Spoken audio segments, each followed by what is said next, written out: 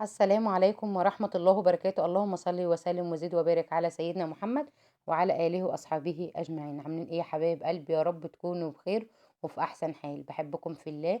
ربنا يديمكم نعمة في حياتي، ما تحرمش منكم أبدا أبدا أبدا، ولا من كومنتاتكم الحلوة ولا من لايكاتكم. ما تنسوش بقى تحطوا لي لايك كده، لايك يا حبايبي، اللايك ودعوة حلوة من قلوبكم عشان قناتي تكبر بيكم ومعاكم مكملة بإذن الله، وربنا يرزقني ويرزقكم جميعا، اللهم آمين يا رب العالمين. ونحقق، وكل سنة وانتم طيبين في 2024 نحقق كل أمنياتنا، واللي مش حققناه في 2023 نحققه في 2024. بحبكم في الله. ما تنسوش بقى تصلوا على النبي كده عليه افضل الصلاه والسلام. ما تنسوش تدعوا لابويا وامي امواتنا اجمعين، وينصر اخواتنا في غزه، اللهم امين يا رب العالمين. نصرا يتعجب لها اهل السماوات والارض.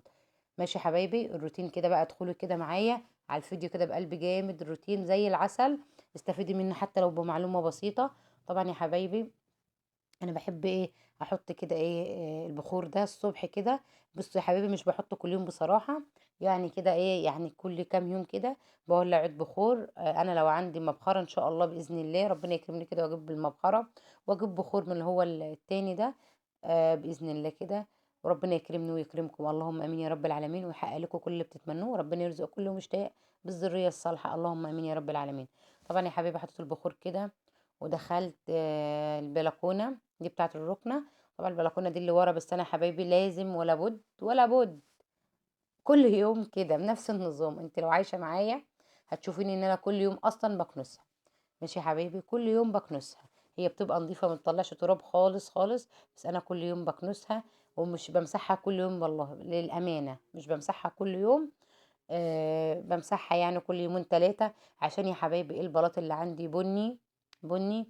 وهو انا مش لابسه، اعزكم الله، مش لابسه شبشب، انا مديال رهف عشان رهف واقفه بتصورني عشان البلاط ساقع عليها ولابسه شراب. قلت انا مش لابسه شراب مش اشكال. ماشي يا حبايبي، فانا حاطه فيها برضك ايه، اعزكم الله، حاطه شبشب. في كل بلكونه حاطه الشبشب بتاعها. وكل بلكونه فيها مقشه وفيها جاروف وفيها ايه الشرشوبه بتاعتها كده. مش هروح اجيب من هنا واودي هنا واروح هنا واجيب، لا، كل حاجه فيها حاجتها. طبعا يا حبيبي، ده كان ايه، استاذ ريان رايح يصلي، ربنا يكرمنا ويكرمه يا رب، وربنا يهدينا ويهديه، اللهم امين يا رب العالمين. ربنا يهدينا جميعا بقى، ربنا يهدينا، ربنا يهديك يا ريان، والله ربنا يهديك. طبعا يا حبيبي، كنت بلبسه الجلابيه بتاعته كده عشان يروح يصلي فيها زي ما انتوا شايفين كده، وايه، وظبط له الكريم بتاعه، هو ممنوع حد يحط منه، بيموت رهف لو لقاه حتى منه. طبعا ببرفانه كده، واحط له البرفان بتاعه عشان يمشي، توكل على الله ويمشي يروح يصلي. ربنا يهدينا ويهديه يا رب، اللهم امين يا رب العالمين. طبعا بقى ما تنسوش ايه، والسلم ده باذن الله كده هغسله، همسحه، هكنسه كده وامسحه برضو. بس اما اخلص والله يا حبايبي، بصوا، بصدق كده سفيان ان ينام شويه، يكن شويه كده واقوم بقى. طبعا القصه اللي انا جاي لكم بها النهارده قصه من متابعه حبيبتي متابعيني، بعتت لي على الواتس وبعتت لي رقمك فين يا ام رهف. رقمي محطوط يا حبيبي على القناه، في اول القناه عند الخلفيه بتاعه القناه، يعني موجوده على المقدمه اللي انا حطاها في اول القناه. يعني لو كده كده هو رقم موجود واتس بس يا حبايبي. ولا ايه، لا ستات، واتس بس، عشان اي رقم غريب بيرزل انا بعمل حظر على طول، انا بعمل له حظر. ماشي، للستات فقط مش للرجاله، محدش بعد اذنه ياخد الرقم، عشان عيب، ومش يسمح لاخواته ان هو مش يسمح لحد يكلم اخواته، برضو ما تسمحش ان حد يدخل عليا ويكلمني. فللحريم فقط مش للرجاله خالص. وانا الحمد لله انا راجل برضو، 100 راجل، مش ما فيش اي حد ان هو يدخل كده بسهوله وانا اكلمه. فبقول لكم ادخلي. دخلت عليا متابعه حبيبه قلبي، ربنا يبارك فيها يا رب ويسعدها. طبعا حكيت لها على قصتها، طبعا انا كلمتها، هي متابعاني وانا عارفه ان هي متابعاني بتعليقاتها. دخلت حكيت لي قصتها. طبعا شوقتيني يا مراها في قصه ايه، قصه يا حبايبي عجيبه عجيبه جدا جدا. طبعا هي متجوزه، ابنها الكبير عنده 17 سنه. هي عندها 5 اولاد، 5 اولاد، بنت وحيده واربع صبيان. بنت وحيده واربع صبيان. طبعا اسمعوا قصتها كده وادوها حل بالله عليكم، والله هي طالبه، هي بتعتبركم برضو اخواتها زي ما انتوا اخواتي واهلي. انتوا اخواتي واهلي برضو وعلى راسهم من فوق كلكم. فهي عايزه يعني رايكم. انا بصراحه يعني انا قلت لها انا يعني خايفه اديكي رد يبقى انا ظلماكي، او انا قلت حاجه ربنا يحاسبني عليها.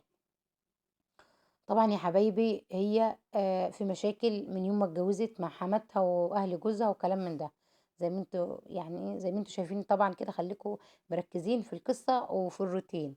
أي حاجة ملحوظة تتعلموها، أي حاجة قولوا عليها كده يعني، لو بسيطة، لو هتسمعوني حتى إيه يعني تسمعوني في الله وخلاص.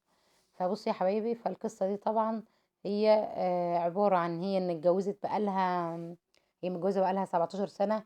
طبعًا ابنها الكبير عنده 17، 18 تقريبًا، في الحدود ديًّا. كبير، شاب كبير. دي الكبير من ولادها، وطبعًا الصغير عنده سنتين ونُص، الصغير عندها سنتين ونُص. طبعًا هتقولي يا أم رهف هي طبعًا هي في مشاكل بتخلِّف ليه ده نصيب يا حبايبي، وكل واحد ليه رزق، وكل ولد ليه رزق، وكل بنت لها رزقها، وكل مولود بينزل كده من بطن أمه ليه رزق، ماشي، والأرزاق بيد الله، مش برزق حد. فطبعًا هي معاها 5. طيب في مشاكل، طيب حماتها ديًّا فين وفين لمّا اتعزلت، هي اتعزلت، وبعد كده قعدت في شقتها، طبعًا شقتها شقة جوزها. طبعًا يا حبايبي مش فضلت وراها لمّا عملت لها مشاكل برضك وخرّجتها من الشقة، وطلعت اتأجرت برّه. طبعًا في ناس اتدخّلت، وبعد كده رجعت بيتها تاني، شقتها تاني بعد فترة، بعد ما إيه، بصراحة يعني شافت كتير أوي في شقتها، في الإيجار برّه، رجعت شقتها تاني. طبعًا قعدت استقرِّت في شقتها برضُك شوية، بعد كده حماتها فضلت وراها، فضلت وراها كده عشان تخرّجها من الشقة تاني برضه، تحرِج لمّا تخرّجها. فين جوزها في الموضوع ده كلّه يا أم رهف، فين جوزها؟ جوزها مش ليه شخصية يا حبايبي، لو جوزها ليه شخصية مش كان سمح لأمه أصلًا يخرج من بيته، بصراحة يعني. جوزها مش ليه شخصية خالص. لو ليه شخصية مش كان سمح لأمه بهدلت مراته، مش كان سمح لأمه خرجت من خرج من شقته وطلع اتأجر برّه. هم مبسوطين عامةً، وهو برضُك متطوع يا حبايبي، حاجة زي كده، متطوع، أو هي قالت لي متطوع أو متوظف وظيفة حلوة يعني. فماشي، طلع اتأجر برّه. ده كله سامح لوالدته إن هي تعمل فيه ده كله، هو إحنا مش هنقول يضربها، بس في حاجة يقول لها ده بيتي، ده بيتي وبيت أبويا، مش هاخرج منه، ويحترمها، مش قُلنا حاجة، ما يغلطش فيها، مش قُلنا حاجة برضه، بس يعدل بينه وبين مراته وبين أهل بيته. ماشي يا حبايبي، اللي مش له خير في مراته برضك ومش له خير في أمه، مش هيبقى له خير في مراته. فلازم يعدل بين الاتنين ويراضي الاتنين. فطبعًا طلعت يا حبايبي اتأجرت برّه، فدلوقتي خرّجتها برّه، وهي دلوقتي متأجرة حاليًا برّه. بالإيجار يا حبايبي، وأنتم عارفين المعيشة والعيشة غالية جدًا. وهي يعني بُصّوا، اشتغلت في حاجات كتير في الصابون والحاجات ديًّا برضُك عشان إيه، توفّر برضُك وتجيب حاجة لولادها. طبعًا هو في موضوع المصاريف وكده طبعًا الفلوس مش هتقضّي، 5 أفراد يا حبايبي وهي السادسة وجوزها السابع، 7 أفراد، كتير في الغلا ده، ماشي. فيا حبايبي هي عايزة رأيكم. أخوها أخوها مش في الموضوع خالص، أخوها مش في المشكلة. ده طبعًا المحل اللي أنا كنت عاملاه معاكم يا حبايبي زي العسل. أخوها مش في الموضوع خالص، ماشي. آآ خ وصِّت ابنها التاني اللي هو مش يعني ابنها اللي هو سِلف الست دي، سِلف اللي هي إيه، حاكية لي القصة دي، سِلفها، سِلفها يا حبايبي. وحماتها وصِّت ابنها اللي هو سِلفها يضرب أخوها، خلّاه طالع من الجامع، خلّاه طالع من الجامع، وضربه يا حبايبي ضرب غدر من ضهره من ورا، فتح له دماغه 20 غُرزة. 20 غرزة. شوفي بقى كده حاجة كده تبقى أنتِ ماشية كده في أمان الله، وحد يطلع عليكِ، طبعًا الناس كلها غلطته والناس كلها جات عليه، وكله حاش عنه، وكله غلط في التاني اللي هو ضربه ده اللي هو سلفها. ضربه وفتح دماغه من ورا 20 غرزة. طبعًا الناس شالته وودته المستشفى تخيط 20 غرزة. وقعد أسبوع في بيته طبعًا. طبعًا هو راجل ومش حابب إن هو يقعد في البيت. طبعًا هو ما عملش أي حاجة. حرام، ده حرام، ده ظلم، ده ظلم يعني. طب ليه؟ هو ما عملش فيك حاجة. والله بتحلف بالله، والله العظيم يا أم رهف، والله العظيم ما عمل معاه أي حاجة، ولا هتقولوا هو ضربه من غير سبب. فعلًا هو ضربه من غير سبب عشان أمه اللي موصياه. ده ابن أمه زي أخوه التاني يعني. ماشي يا حبايبي. فطبعا دي المفروض تقول لولادها، ما يعني واحدة تسكت ابنها، الواحدة تقول لابنها خلاص، الواحدة تقول لابنها معلش، تراضي ابنها بين لو في مشكلة يعني. بس هي انت بتقوي ابنك للموت، انت بتقولي الموت. هو اما يضربك الراجل يعني هيفضل مخزن لك، وبعد كده هيغدر بيك برضه، مش الموضوع مش سهل. فانت كده مش ست مش كويسة، ست مش يعني حسبي الله ونعم الوكيل فيكي. انت مش كويسة خالص خالص، ولا حنينة على اولادك.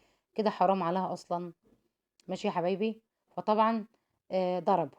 فهي طبعا طلعت جري على اخوها، وقالت لجوزها: انت ليه اخوك بيضرب اخويا؟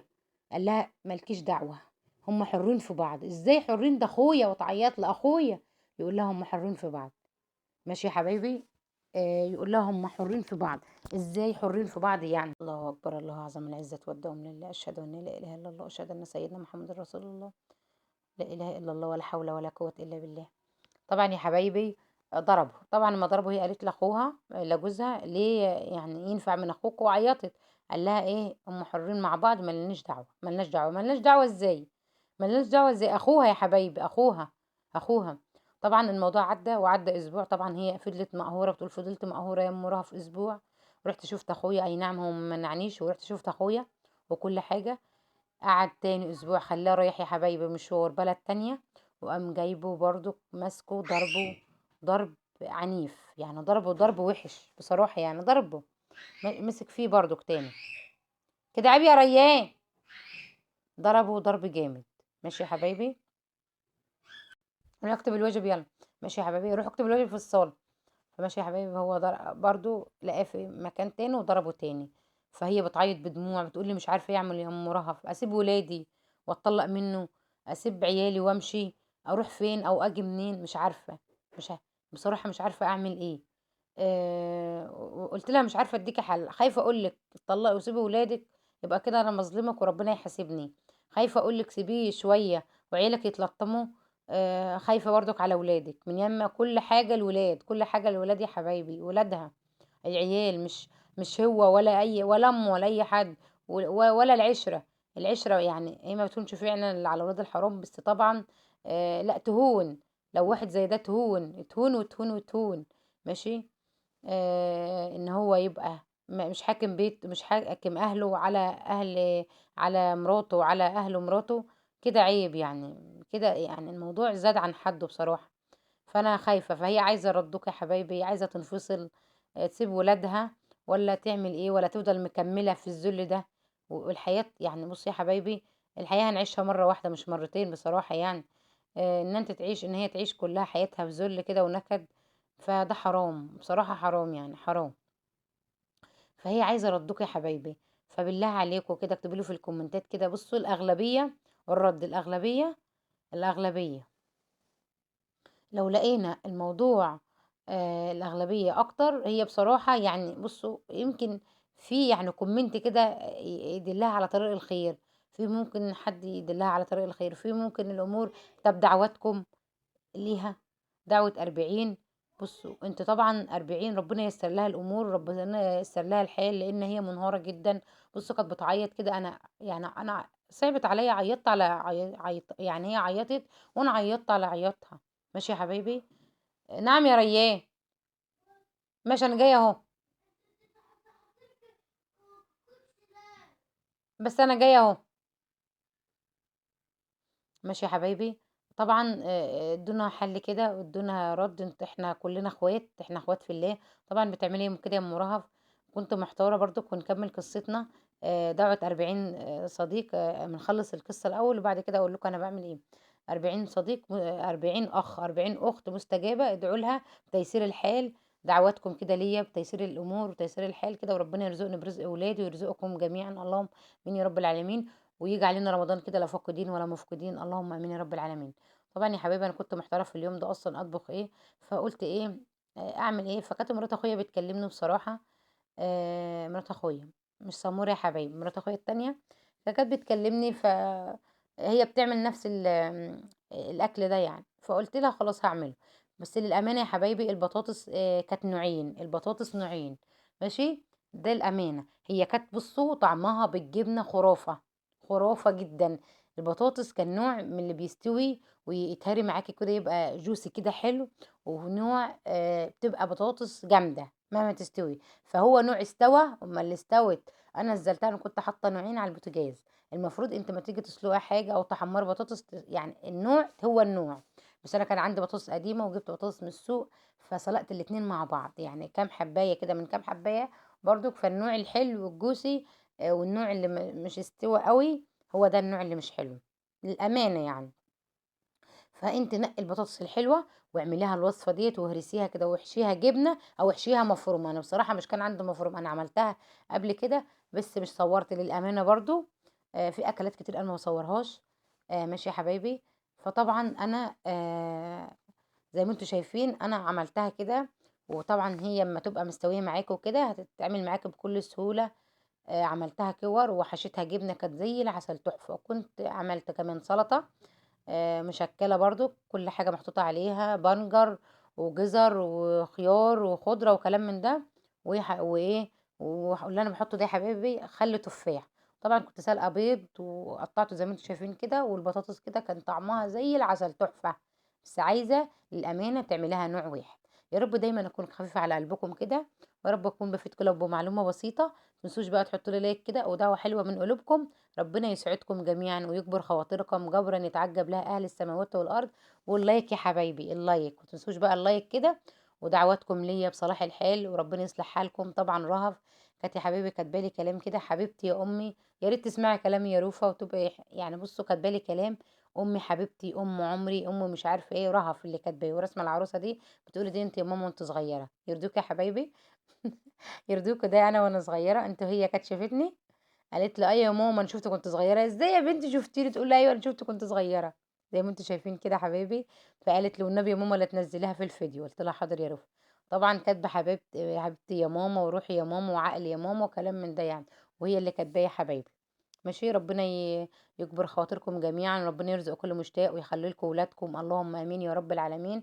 ربنا يخلّي لكم أولادكم ما تتحرموش منهم ولا يتحرموا منكم أبدًا، ويخلّي لي أولادي ما اتحرمش منهم أبدًا ولا اتحرم منه، ويخلّي لي جوزي على راسي واخواتي وأهلي وعيلتي، ويخلّيكم جميعًا، جميعًا، جميعًا. يا رب دايمًا أكون خفيفة على قلبكم، يا رب أكون بافيدكم لو بمعلومة بسيطة. والسلام عليكم ورحمة الله وبركاته، مع السلامة.